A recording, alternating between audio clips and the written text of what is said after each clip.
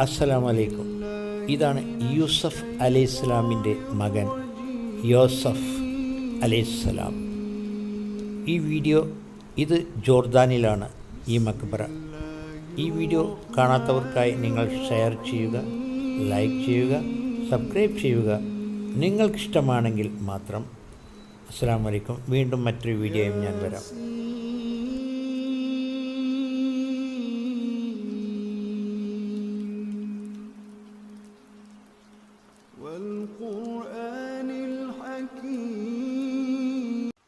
അസ്സലാമു അലൈക്കും.